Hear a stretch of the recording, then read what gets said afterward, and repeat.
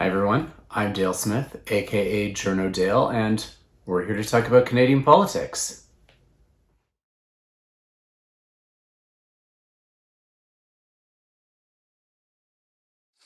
We're here this week with Professor Steve Saideman from Carleton University, and there's been a lot of talk about what's going on in the top ranks of the military right now. The former-ish Chief of Defense Staff sent out a bit of I'm going to call it a bit of a tantrum in both the media and to the top brass in the military about why he hasn't been restored to the position after his investigation. There's a lot of questions about what some of these top officers are doing. CBC had a fairly extensive list of people who are either on suspension or in other kinds of trouble. So this is your area, Steve. So why don't we kind of start with what this letter from McDonald signifies? Well, in short, it signifies insubordination. That it's not the job of a suspended chief of defense staff to yell at the civilians to put him back into power.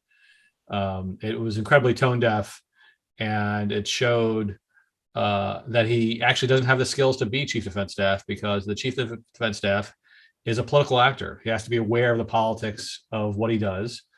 And he showed that he doesn't understand the politics of this. And it might have been something that we call from game theory, gambling for resurrection, taking a long, a long odds attempt to try to get success with likely failure. But he really burned a lot of bridges, because he sent a letter to all of the general officers and admirals. That's over 100 officers, basically claiming that he was exonerated. And just because you're not charged with a crime does not mean you're exonerated. This is not one of those law shows, those legal trial shows where a lawyer comes up and shows some evidence, whether it's DNA evidence or somebody confesses to the crime, so that when somebody is exonerated, that they're shown to be not guilty. It was just shown that they didn't have enough evidence to prosecute him. And by the way, which is not exoneration.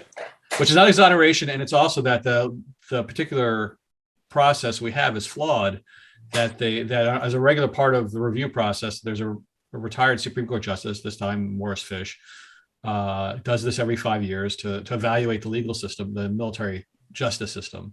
And he came out with a report basically saying that the system is broken, and that it's really hard to try chief defense staff because they actually are at the top of the chain of command, supervising those who are doing the investigations. So, there's been a lot of talk about having fully independent investigations and fully independent prosecutions and all the rest of it. Well, this is under the old system. And if you ask the various survivor associations, they will argue that regardless of that particular detail, there's a general consensus that this system hasn't worked for survivors. Yeah. That it's far easier for the people at the top of the power of the chain of command to get off. And so him saying he's exonerated by a system that we all know is broken is not going to convince anybody. So that was really step one. Yeah. Step two was demanding this position back. He was already given a strong signal this summer when they promoted, when Minister of National Defense Saideman promoted Wayne Eyre from lieutenant general to general.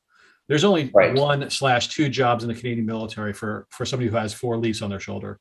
That is, they can be either chief of defense staff, or they could be somebody who served as chief of defense staff and is now chair of the military committee at NATO. Those are the only 2 jobs. And so there really is no job left for him. And he should have realized that and retired. Yeah. And now he sent this letter around, which, if there was any doubt, if he was trying to negotiate, trying to get some sort of settlement, he's given the government the cause. They didn't need cause because he serves at the pleasure of the prime minister. But yeah, he gave cause, which that's okay. If I were minister of national defense, or if I were prime minister, I would simply say to him, "You've got 2 choices. You can retire right now, or we can charge you for insubordination. You make the call." Yeah, and that's for sure. Right, and it strikes me almost as just kind of how clueless this whole thing was. Mm-hmm. And part of it is to blame the Liberal government for this, because they should have resolved this a while ago. That once the woman went on Mercedes Stevenson's show and was a very credible survivor, they basically realized at that moment in time that there was no way this man, at a time where there's a broader sexual misconduct, abuse of power crisis in the CAF, there's no way this man can serve as chief of defense staff. And so they should have cut the cord before they dropped the, started the election process this summer. And instead, they promoted Air, but they didn't remove the A from his name. He's still acting chief of defense staff. Right. And that kind of bit of delay is certainly not helping the situation at all. Although I did notice that the one thing this incident seemed to do was almost remind Harjit Sajjan that civilian control is still a thing. Well, that was the fun part about this, was that right after this letter went out, we had Air issue a statement, insisting on civilian control of the military, and then a very strong statement by Harjit Sajjan about the same topic. And it's like, it's our job to make these decisions. And it's like, well, damn it, then make those decisions. Yeah. And at least this time, when Trudeau was asked about it, he didn't just sort of, say the military doesn't get it, which is a standard line, but he basically hinted at that, he's going to take this letter under advisement as he decides what's going to happen to him. Well, that's code for it. McDonald should just retire, or he's going to get booted to the curb one of these days. Yeah, for sure. And I do have to wonder how much of this delay right now is waiting for the cabinet shuffle to kind of take place. But at the same time, I would almost think this is something you'd want Sajjan to kind of do on his way out, so that the next minister kind of has a more of a fresh slate.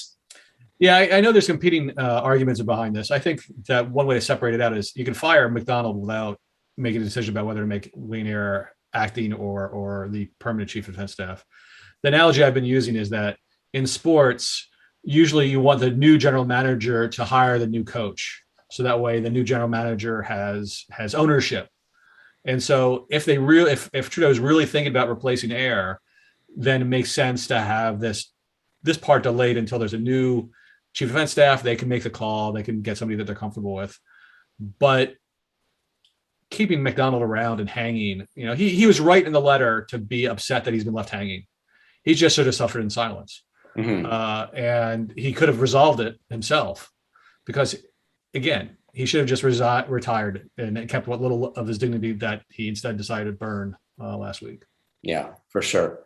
The other thing I wanted to talk about was you had a call with the Chief of Defense Staff, Wayne Eyre, last week. And the acting Chief of Defense Staff. Sorry? The acting Chief of Defense Staff. Yes. And I'm just wondering if you can tell us a little more about what was said and what it's kind of, how it kind of fits into what's going on right now.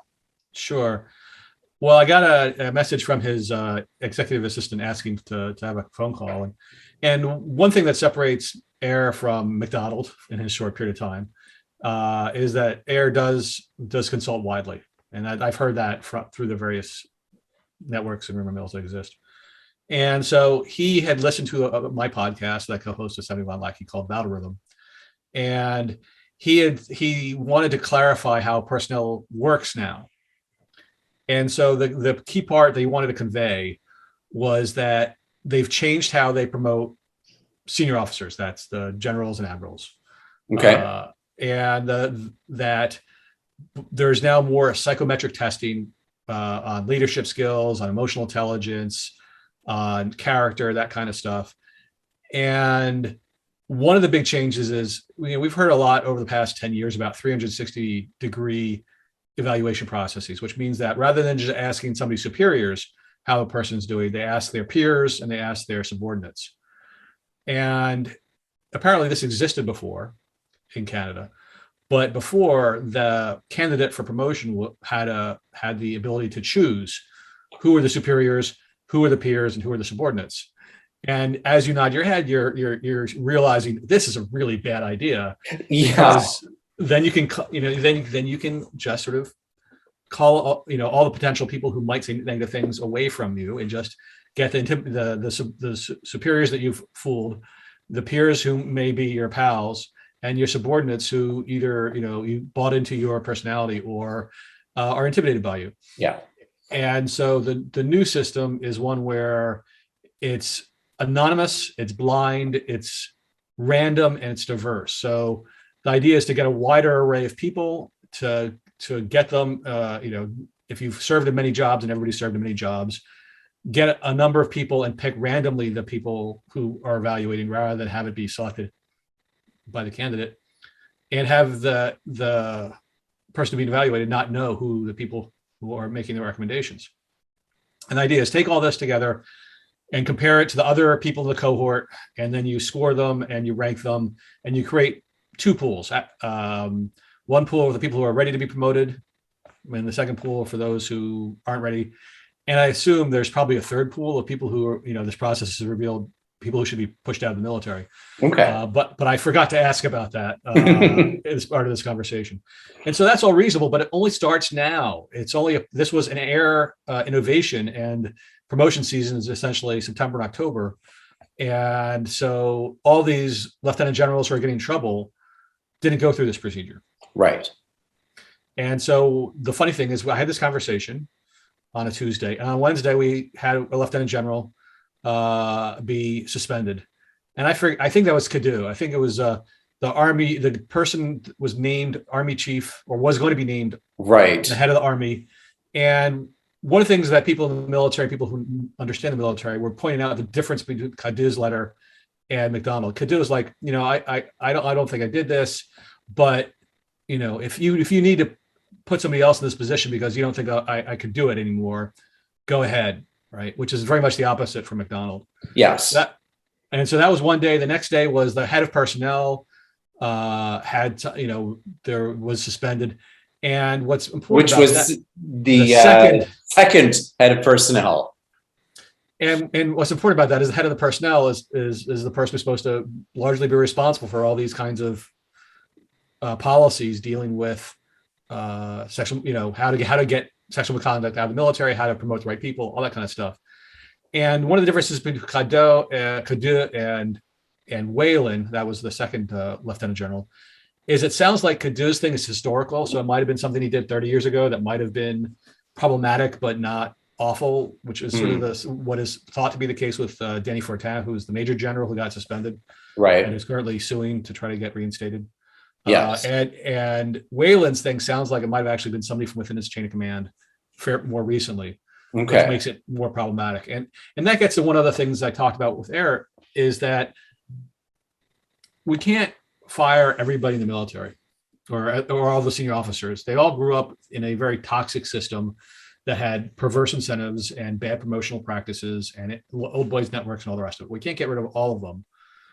And even if we had a good organization, we would still have people who screwed up. And so the question is, how do you sort the various crimes, high crimes, misdemeanors, low crimes, bad judgment, and then what do you do? And so I think there's some obvious calls, which is if you engage in sexual assault, you should be kicked out of the military, which would be what should happen to the previous personnel person, which is Lieutenant General Edmondson. Right. He was accused of raping an officer under him in 1991, apparently, and forever then earned the nickname Mulligan Man for having skated past that particular situation. So that would be an easier call. Now he wasn't prosecuted for it, but I think that they'll be able to have pretty good enough evidence that would be a relatively easy decision once these investigations ever end, which is, okay, that's the kind of crime you get kicked out of the military for. Interestingly enough, Art McDonald is accused of shoving the face of a Navy captain into the breasts of one of his subordinates, which in legal terms is usually called sexual assault. And so that too would be something that should get you kicked out of the military. Whereas, I have a friend of mine who served went through Royal Military College and all the stuff 30 years ago. And at that time, it was very common for people to wave their penises in the faces of other people. Yeah. Which is not a pleasant thing to do and not appropriate. But if you eliminate everybody who did that, then you may not have anybody who is at the lieutenant colonel above rank. And so that is, it's sexual misconduct, but it's not the same thing. So one thing is we need to have have an idea of what our standards are for what is severe, and then figure out paths towards redemption. And that's one thing that Aaron and I talked about is that what distinguishes the Baines situation from the Daw situation. Admiral Baines was the guy who played golf with disgraced former CDS John Vance. Right. And Daw is the guy who wrote a letter of recommendation, essentially, to try to get one of his subordinates off who had been accused of sexual assault. Convicted. And he was not. He was actually convicted. Convicted. Well, I think he wrote the letter. Yeah, that's right. He was convicted. He had actually a couple different charges. I think the letter was for the first charge and not the second. But the important thing is that the question is, how do you bring these people back? And when Baines was kept as Navy chief, Ayers explained it very publicly. Said this is why we did it. That he learned that it was a mistaken judgment, and that there are things that he's doing now, and that he'll be held to a higher standard, and that if he makes another mistake, then he's gone. When Dahl was brought back from being suspended, there was none of that. Now, that might have been because it happened during the election campaign, and everybody in the government's afraid of saying anything during an election campaign. And they're often and everyone else is afraid of saying anything in case it becomes used as political fodder. Yeah. And so, it could have been said, it could have been explained, but obviously it wasn't. Maybe September 21st, they should have come out and said it to beat the press to the punch. But anyway, it wasn't well explained. They didn't stand up on it, but they could have said, okay, here's the reasons why we're doing it this way. And they didn't. And so that creates a challenge for them. So those are the couple of cases, but it raises the question of how do you bring people back, and how do you explain bringing people back? And I think one of the things that we need to think about is some sort of truth and reconciliation process where people face their crimes and deal with the consequences. And those who did things that were more consequential should get removed from the military, and those that did less consequential should be kept around. And then people can move on. Yeah. Because right now, every officer, who's nominated for any position, no matter how well you look at a background, you may not find it until somebody comes forward, and people often will come forward when somebody's name is in the news. I do think we're in a Me Too moment where what's happening is that people are being believed, and people are not alone. Yeah. And so they feel more empowered to do this, but still they may not be coming forward until they see their abuser being promoted, and that activates their desire to come forward, because they're like, wait, this guy's still getting breaks when he did this to me. Yeah. So I think we're going to see still more of this, but yeah, the count is at 11, and one of the, I think it was the CBC was counting up the wages of all the people who have been suspended, and how we're paying taxpayers, how much taxpayer money is going to these people because the investigations are taking forever. And I think again, the investigative process is problematic, and they should be able to do this more speedily. No, for sure. And I guess just kind of moving on from there, I guess my only question is, how quickly can we have a generation change within the military, given the particular constraints around it? I mean, You can't just hire people off the street. You need to have people who come up through the system. And is there any way that can be accelerated in any way, or is this something we're going to have to grapple with the current generation for another decade or more to come? Well, we try to rush culture change in Afghanistan. It didn't go particularly well. I think this too takes time. It's not a matter of just changing the incentives in the institutions. I'm an institutional person, not a culture person. So I'm actually holding events where we're bringing culture people together to tell us how cultures change, but it's really hard. And so you've got to do it at all levels. You got to have it top down, you have it bottom up. You've got to have outsiders. So you got to change the institutions so that way the folks doing the investigations are not beholden to the people who might be investigated. I mean, this seems basic, but this is a tough challenge. Maybe have them be civilians entirely, so they're not part of the same culture. We need to have ministers of national defense who are civilians, not active or recently retired military people, so that way they come at it with fresh eyes and aren't socialized into that culture. Yeah. We need to perhaps think twice about having the Department of National Defense filled with former military people, because if they're recruiting from a flawed institution, then they're just replicate these things. And there's been complaints about people on the D&D side, not just the Canadian Armed Forces side.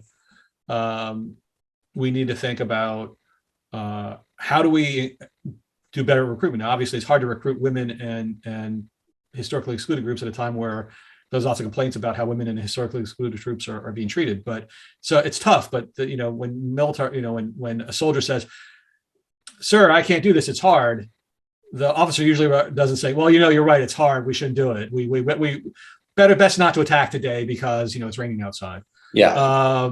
And so what we need to do is we need to do recruitment more thoroughly. We can't just recruit where it's easy, which is the family members of people who've served.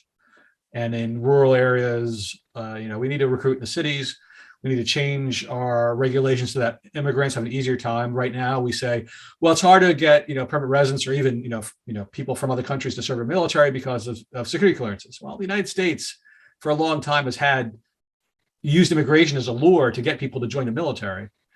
And it might be hard to do security clearances for people who lived in other countries until very recently. Just because it's hard doesn't mean you shouldn't do it. Right. And if you make the force more diverse, provide more perspectives, then it will help to facilitate this generational change. There's one other cultural thing that we should do. And this is a broader thing that the military only has a small ability to control, which is we have valorized and elevated special forces beyond everything else, not just in Canada, but in the United States and Hollywood and everywhere else. And so these days, when we talk about cops being militarized, they don't dress like conventional military soldiers. They dress like special operations soldiers. And the special operations units, again, these people are brave. They do really incredibly risky things, all the rest of that stuff. But it's a very small hunk of the military. They do a very specific set of tasks. And they're either entirely male, almost entirely male. They're almost entirely white. It's the most exclusive slice of the military. And if we're modeling ourselves after that, then we are going to, repeat and the sort of toxic masculinity that is strongest in that part of the military. I don't know why, the Air Force, the Navy should be, modeling themselves after these folks, because again, they're not doing that kind of thing. Yeah. And the rest of the Army shouldn't be, valorizing these folks, because infantry officers are not, not the only kind of folks, and even infantry folks shouldn't be imitating these people. And so we need to have different kinds of role models, and we need to spend less time emphasizing that part, because again, if we want to deal with getting rid of toxic masculinity, which has, it's not just bad for women, it's also bad for men. Men get hazed, Yeah. men get raped, all that sort of stuff. If we want to have a better force, we need to address that. And that's a really tough thing to do, because then you're fighting not just, the internal culture of the military, but the external culture as well. But there are things you can do to do that. And the answer is no, there's no quick fixes. My quick fix is to get rid of the current Minister of National Defense, but that's an easy thing to do. Yeah. Changing institutions is hard. Changing cultures is harder still. Yeah. All right. Well, thanks so much for taking the time to do this, and we'll do it again soon. My pleasure, Dale. All right. Thanks. And that's everything for this week. Join us again next week for some more Canadian politics. I'm Dale Smith. That's at journo_Dale on Twitter. And don't forget to like the video, share, subscribe, and support us on Patreon. Thanks, everyone.